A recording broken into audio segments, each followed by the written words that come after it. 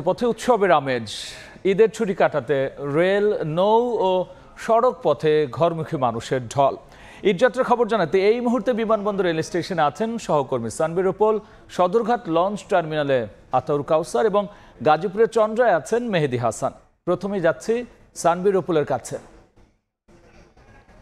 মানে যাত্রীদের কাছে ভোগান্তি এবং ভোগান্তি, কিন্তু এবার ঈদযাত্রার চিত্র কিন্তু ভিন্ন। এবার মনে হচ্ছে বলতেই হয় যে স্বস্তি এবং গত কয়েকদিন যেভাবে করে বলছে আজকেও সেই স্বস্তির ধারা কিন্তু অব্যাহত আছে এবং যাত্রীরা বেশ চমৎকারভাবেই যেতে পারছেন। এবং এই মুহূর্তে বিমানবন্দর রেল স্টেশনে আপনি দেখতে পাচ্ছেন যে ট্রেনটি আসছে সেই ট্রেনটি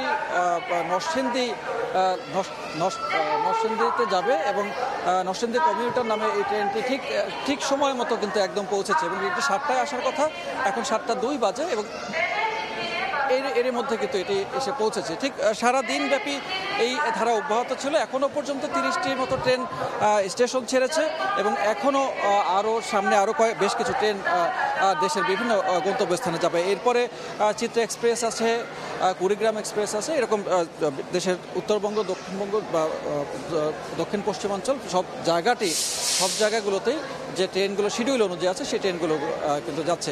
এবং আপনি যদি বলি যে এই 75% টিকিট এবার অনলাইনে ছাড়া হয়েছে এবং বাকি 25% টিকিট, সেই টিকিটগুলো কিন্তু স্ট্যান্ডিং টিকিট হিসাবে স্টেশনে আসলেই তারা এখানে কাটতে পারবেন। তবে একজন যাত্রী কিন্তু তিনি বলছিলেন যে অনেক বয়স্ক লোক আছেন বা যারা অনলাইনে টিকিট কাটতে অভ্যস্ত নয়, তাদের জন্য যদি আরও 25% টিকিট এখানে সিট সহ দেয়া যেত তাহলে হয়তো আরও একটু ভালো হতো। তো এখন পর্যন্ত এই যে স্বস্তির ধারা সেটি আগামীকাল বা তার পরের দিনও ঈদের আগের দিন পর্যন্ত যে যাত্রাপথ থাকবে সেটি অব্যাহত থাকবে বলে প্রত্যাশা করছেন যাত্রীরা। এবং এখন এই মুহূর্তে সদরঘাটের চিত্র জানাতে সেখানে আতাউর কাউসার অপেক্ষা করছেন, তিনি জানাবেন সেখানকার।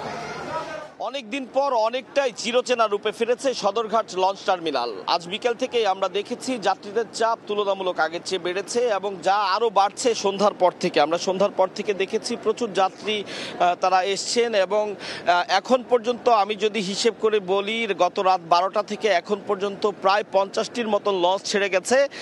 গত 3-4টি যে লঞ্চ ছেড়ে গেছে সেই লঞ্চটিতে আমরা দেখেছি যে উপচে পড়া ভিড় ছিল। উপচে পড়া ভিড় বলতে আমরা যা এতদিন দেখে এসেছি ততটা না, তবে কিছুটা কম হলেও লঞ্চের ছাদেও আমরা দেখেছি বেশ কিছু যাত্রী বোঝাই করে যেতে, অর্থাৎ নিচে পরিপূর্ণ হয়ে যাওয়াতেই লঞ্চের ছাদেও যাত্রীরা বসতে বাধ্য হয়েছেন। অর্থাৎ যাত্রীদের চাপ সেই লঞ্চগুলোতে ভালোই ছিল এমনটি বলা যায়। তো আমরা দেখেছি গত 4-5টি লঞ্চে প্রচুর যাত্রী ছিলেন এবং এখনও আমরা আমাদের সামনে বেশ কয়েকটি লঞ্চ দেখছি যেগুলো অপেক্ষমান আছে। যে লঞ্চগুলোর বেশ কয়েকটিতে আমরা দেখেছি সেই লঞ্চগুলোর ছাদেও যাত্রীরা আছে। তবে ছাদে যাত্রী বহন করা নিয়ে বা অতিরিক্ত যাত্রী বহন করা নিয়ে এবং অতিরিক্ত ভাড়া আদায়, এই দুটো বিষয় নিয়েই কিন্তু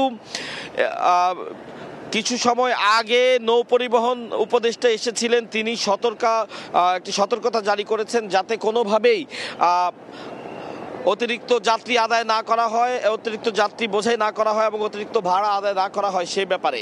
তো এটি ছিল নৌপথের যাত্রীদের অবস্থা। আমরা একটু জানতে চাই সড়ক পথের কি অবস্থা, সড়ক পথের যাত্রীদের এবং যাত্রার অবস্থা জানাতে চন্দ্রায় আছেন আমাদের আরেক সহকর্মী মেহেদি, সেখানে যেতে চাই। তীব্র গরম অর্থাৎ রোদের তাপ উপেক্ষা করেই কিন্তু সাধারণ মানুষ অর্থাৎ ঘরমুখী মানুষ কিন্তু সড়কে আসলে এসেছেন এবং নিজের পরিবার পরিজনদের সাথে ঈদ উদযাপন করার জন্য। আমরা দেখেছি সারা দিন ব্যাপী কিন্তু এই গাজীপুরের চন্দ্রা এলাকায় কিন্তু মানুষের উৎসব মুখর পরিবেশ, তাদের মুখে এক ধরনের হাসি মুখ আমরা দেখতে পেয়েছি। তারা দীর্ঘদিন পর বাড়িতে যাচ্ছেন, সেই উৎসবের আনন্দের কথা আমাদের জানাচ্ছিলেন। এই মুহূর্তে রয়েছে চন্দ্রায়, সেই চন্দ্রায় সারা অর্থাৎ এই উত্তরাঞ্চলের 22টি জেলার মানুষ কিন্তু এই পথ দিয়ে বাড়ি যাচ্ছেন।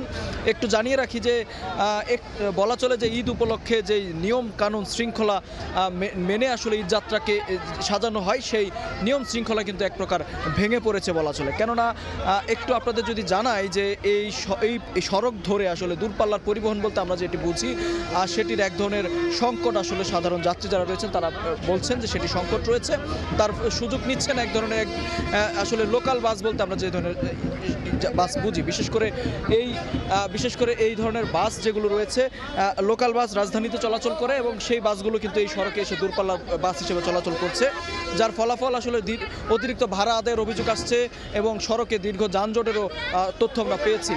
তো এই ছিল গাজীপুরের চন্দ্রা থেকে আমার কাছে থাকা সবশেষ তথ্য।